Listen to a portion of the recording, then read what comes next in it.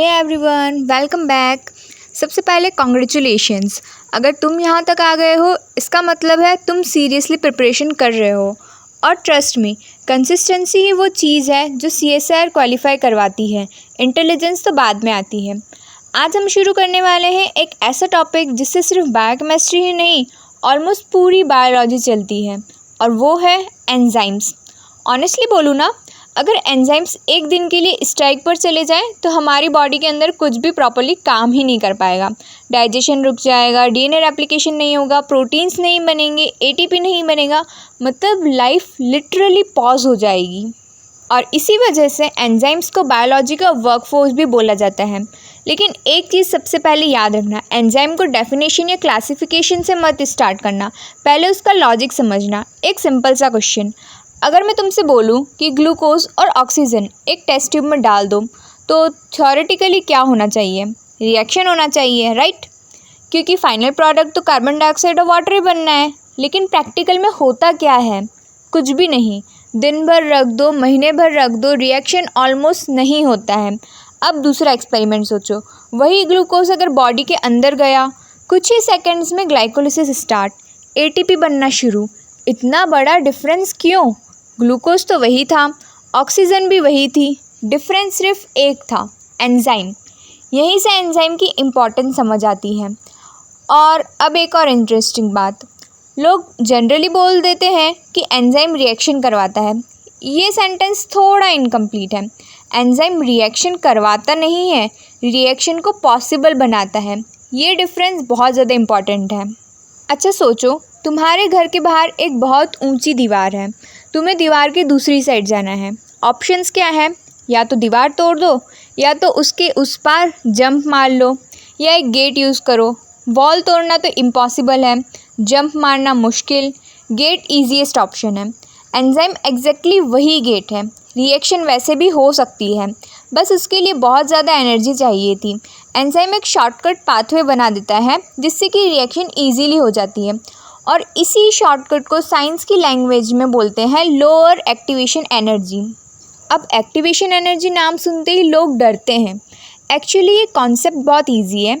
Imagine एक heal है, तुम एक साइड खड़े हो, दूसरी साइड जाना है, बीच में हील क्रॉस करनी पड़ेगी। हील जितनी बड़ी होगी उतनी मेहनत लगेगी। एक्टिवेशन एनर्जी वही हील है, एंजाइम उस हील को छोटा कर देता है, बस रिएक्शन फास्ट हो जाती है।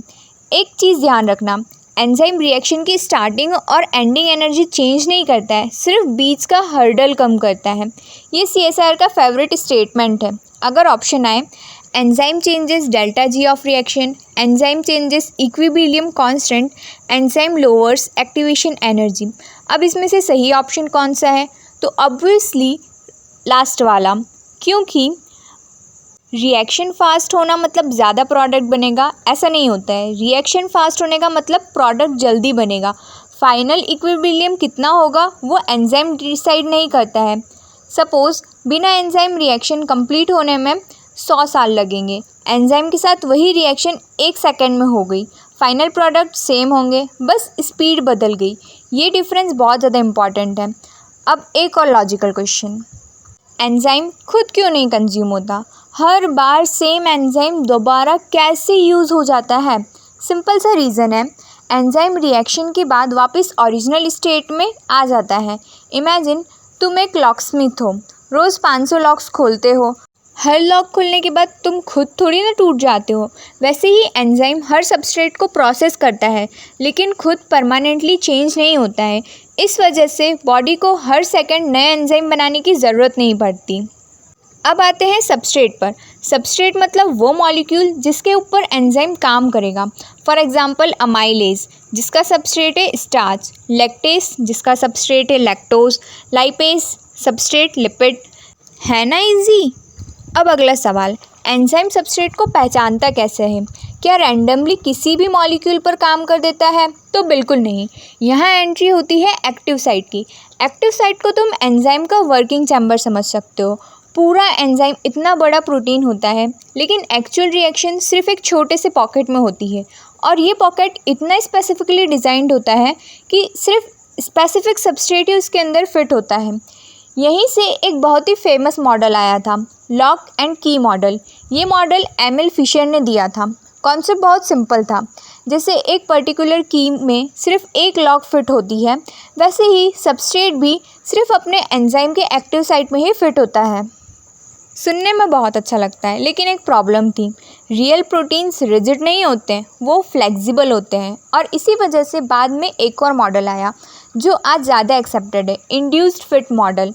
इस मॉडल को इमेजिन करो, तुमने कभी ग्लव्स पहने हैं? हाथ अंदर जाते ही ग्लव्स थोड़ा शेप चेंज करता है ना? एग्जैक्टली वैसे ही सबस्ट्रेट एक्टिव साइट के पास आता है और एंजाइम उसके अकॉर्डिंग थोड़ा अपनी शेप एडजस्ट करता है, यानी दोनों एक दूसरे को बेटर फिट करने लगते हैं। इसलिए इंड्यूस फिट मॉडल रियलिटी में ज़्यादा क्लोज माना जाता है। और CSIR को कंपैरिजन क्वेश्चन बहुत पसंद है। अगर ऑप्शन आए एंजाइम कम्प्लीटली रिजिड होता है, एक्टिव साइट सबस्ट्रेट के आने पर स्लाइटली कन्फर्मेशन चेंज दिखाता है, तो इसमें से सही क्या होगा? ऑब्वियसली सेकंड वाला, एक्टिव साइट आने पर एंजाइम में कन्फर्मेशनल चेंजेस होते हैं। अब आपने एक और चीज़ सुनी होगी, हर एंजाइम प्रोटीन नहीं होता और हर प्रोटीन एंजाइम नहीं होता। ये दोनों स्टेटमेंट्स अलग हैं। मैक्सिमम एंजाइम्स प्रोटीन हैं, लेकिन कुछ RNA मॉलिक्यूल्स भी कैटालिटिक एक्टिविटी दिखाते हैं, उन्हें बोलते हैं राइबोजाइम्स। जब पहली बार साइंटिस्ट ने डिस्कवर किया था कि RNA भी कैटालिसिस कर सकता है, तो पूरी बायोलॉजी की थिंकिंग बदल गई थी, क्योंकि तब तक लोग मान रहे थे कि कैटालिसिस सिर्फ प्रोटीन ही कर सकते हैं। तो अगर एग्ज़ाम्स में पूछ ले कि क्या कैटालिसिस मॉलिक्यूल ऑलवेज प्रोटीन होता है, तो रॉन्ग, राइबोजाइम उसका एक्सेप्शन है। और यहाँ से RNA वर्ल्ड हाइपोथेसिस तक कनेक्शन बन जाता है, जिसे हम बाद में डिटेल में कवर करेंगे। अब एक चीज़ और, एंजाइम्स को नेम कैसे मिलते हैं? एक्चुअली बहुत इजी रूल है। मैक्सिमम एंजाइम्स के नेम के एंड में ASE आता है, जैसे lipase, protease, amylase, lactase, polymerase. लेकिन बायोलॉजी इतनी सीधी कब होती है? एक्सेप्शन भी है, जैसे पेप्सिन, ट्रिप्सिन, कीमोट्रिप्सिन। इनके एंड में एज नहीं आता, फिर भी एंजाइम्स हैं। तो ब्लाइंडली सफिक्स मत देखना, कॉन्सेप्ट समझना। अब एक इंटरेस्टिंग क्वेश्चन, बॉडी में हज़ारों एंजाइम्स होते हैं, सबका काम अलग होता है। कोई DNA बना रहा है, कोई प्रोटीन तोड़ रहा है, कोई ग्लूकोज कन्वर्ट कर रहा है, कोई ATP बना रहा है। तो साइंटिस्ट इन सबको ऑर्गेनाइज कैसे किया? ऑब्वियसली रैंडम नेम्स देकर तो किया नहीं होगा। इसलिए एंजाइम को क्लासिफाई किया गया बेस्ड ऑन कैसा वो रिएक्शन परफॉर्म करते हैं। और CSIR का भी ये फेवरेट एरिया है।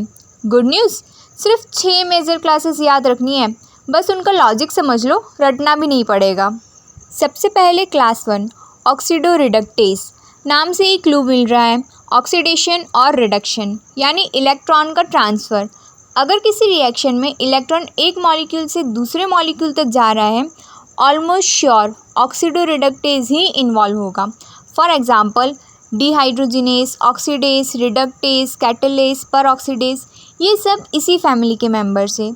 एक शॉर्टकट याद रखना, जहाँ NAD+, NADP+, FAD या FMN दिखे, वहाँ ऑक्सीडेशन रिडक्शन का चांस बहुत हाई है।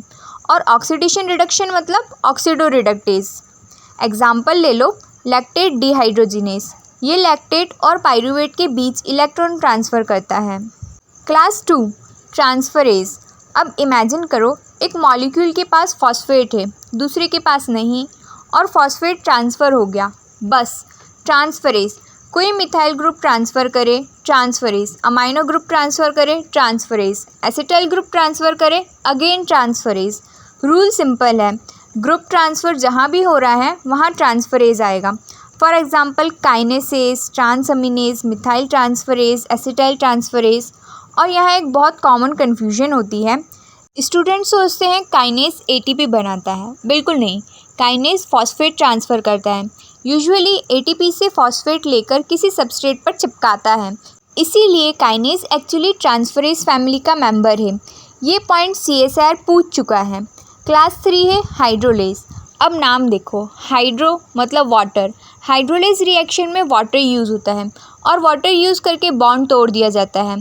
प्रोटीन तोड़ना जैसे प्रोटीएज, DNA तोड़ना है तो DNase, RNA तोड़ना है तो RNase, फैट को तोड़ना है तो लाइपेज, लैक्टोज को तोड़ना है तो लैक्टेज, सब हाइड्रोलेज है। एक शॉर्टकट, जहाँ डाइजेशन वहाँ हाइड्रोलेज, क्योंकि डाइजेशन बेसिकली हाइड्रोलिसिस से ही होती है। Now class 4 lysis. ये थोड़ा इनिशियली कंफ्यूजिंग लगता है लेकिन लॉजिक बहुत इजी है। लाइसेस बॉन्ड तोड़ता भी है और बॉन्ड बनाता भी है, लेकिन विदाउट वाटर और विदाउट ऑक्सीडेशन। ये लाइन इंपॉर्टेंट है। Without hydrolysis, without redox. Example D carboxylase, aldolase, fumarase.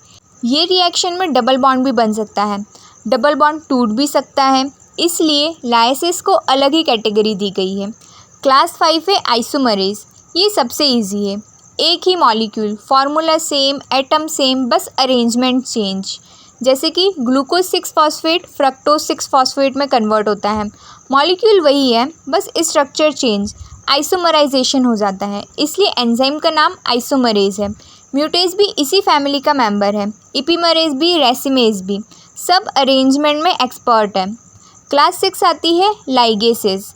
अब लास्ट फैमिली लाइगेस। नाम याद रखना, लाइगेट मतलब ज्वाइन करना, दो मॉलिक्यूल्स को परमानेंटली जोड़ना, और इसके लिए एनर्जी चाहिए जो कि एटीपी के फॉर्म में यूज़ होती है। जैसे कि डीएनए लाइगेज डीएनए के 2 फ्रेगमेंट्स को जोड़ता है।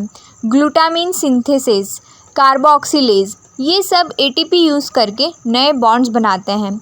तो इसका शॉर्टकट है, जहाँ भी ज्वाइन करना हो एटीपी की हेल्प से वहाँ लाइगेज आएगा। अब एक मेमोरी ट्रिक जो आपको CSIR के लिए लाइफ टाइम काम आएगी। इसका ऑर्डर याद रखना, OTHLIL, oxidoreductase, transferase, hydrolase, lyases, isomerase, ligase. ये अपनी कोई फनी सेंटेंस बना लेना, बस ऑर्डर कभी भी मत भूलना। अब एक और क्वेश्चन, क्या एंजाइम अकेले ही काम कर लेता है हर बार? तो इसका आंसर है बिल्कुल नहीं। बहुत सारे एंजाइम को हेल्पर चाहिए होते हैं और इसी हेल्पर को बोलते हैं कोफैक्टर। एंजाइम को एक स्किल्ड वर्कर समझ लो, लेकिन कभी कभी वर्कर को स्क्रू ड्राइवर भी तो चाहिए होता है ना, हैमर भी चाहिए, मशीन भी चाहिए। ये हेल्पर टूल्स ही कोफैक्टर हैं। कोफैक्टर 2 टाइप के होते हैं। पहला मेटल आयंस, जैसे magnesium, zinc, iron, copper, manganese. ये एंजाइम की एक्टिविटी के लिए बहुत ज़्यादा इंपॉर्टेंट है। जैसे डीएनए पॉलीमरेज को मैग्नीशियम चाहिए, कार्बोनिक एनहाइड्रेज को जिंक चाहिए। अगर जिंक हटा दो तो एंजाइम ऑलमोस्ट इनएक्टिव हो जाएगा। दूसरा है ऑर्गेनिक कोफैक्टर, इन्हें हम जनरली कोएंजाइम्स भी बोलते हैं। ये विटामिन डिराइव्ड मॉलिक्यूल होते हैं और CSIR को विटामिन्स और कोएंजाइम्स मैच करवाना बहुत पसंद है। NAD+ आया तो विटामिन B3, FAD आया तो B2, कोएंजाइम A आया तो विटामिन B5, TPP आया तो विटामिन B1, बायोटीन में B7, PLP में विटामिन B6।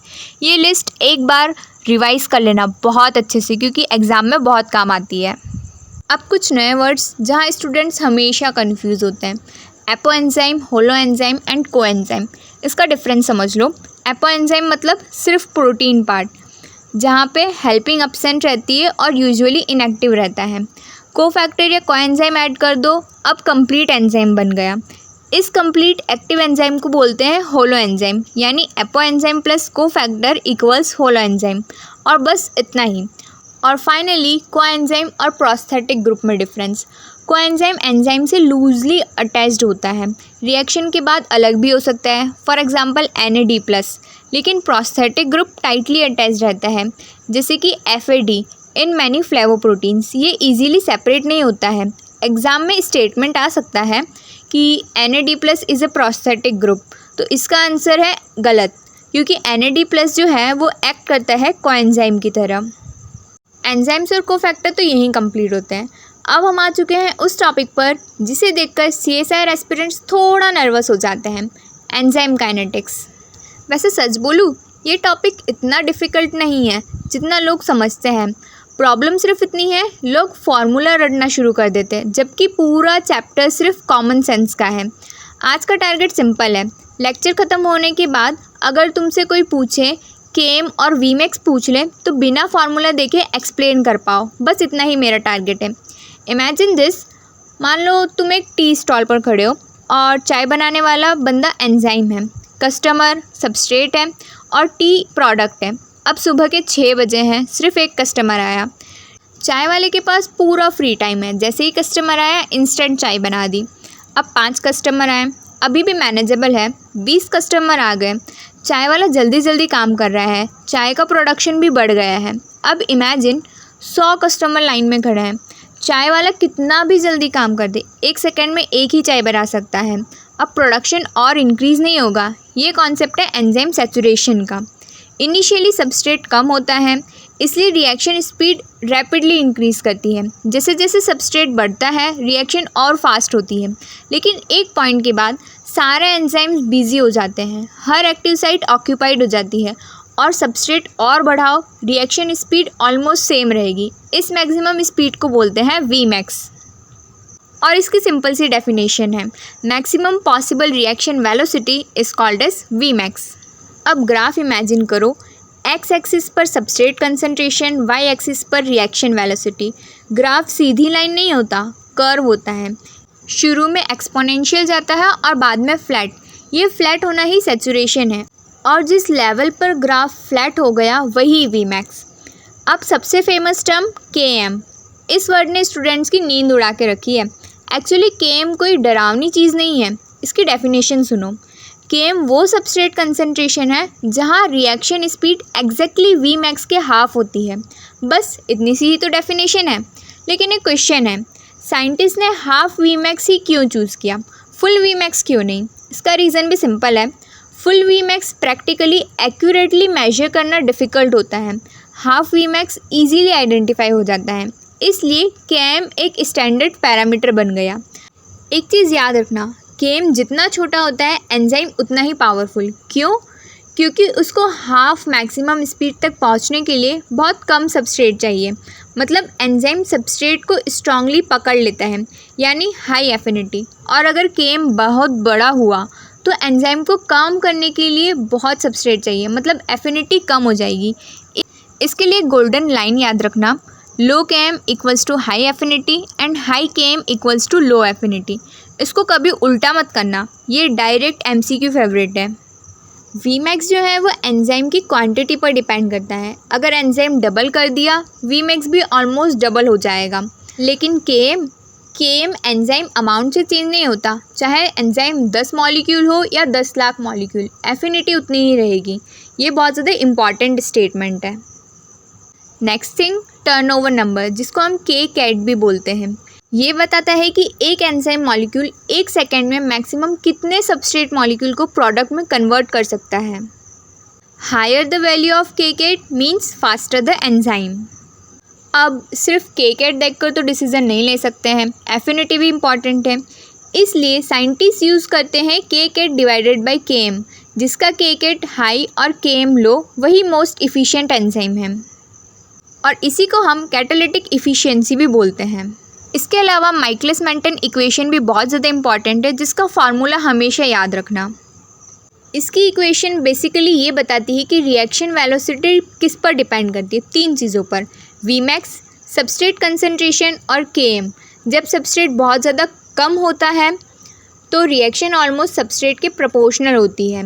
जब सबस्ट्रेट बहुत ज़्यादा होता है तो रिएक्शन का Vmax के पास पहुंच जाती है और बीच में Km डिसाइड करता है ग्राफ का शेप। इसको एक बार आप अच्छे से याद कर लेना। अब एक क्विक रिवीजन हो जाए। Vmax क्या है? Maximum speed. Km क्या है? हाफ Vmax वाली सबस्ट्रेट कंसंट्रेशन। लो Km का मतलब हाई एफिनिटी, हाई Km का मतलब लो एफिनिटी। एंजाइम अमाउंट बढ़ाने से Vmax बढ़ता है और Km सेम रहता है। अब अगर आपके यहाँ तक के बेसिक्स क्लियर हो जाते हैं तो आप इसके क्वेश्चंस लगाइए। अगले एपिसोड में हम एंजाइम इनहिबिशन को अच्छे से देखेंगे। तब तक के लिए पढ़ते रहिए and stay tuned. Thank you so much for watching.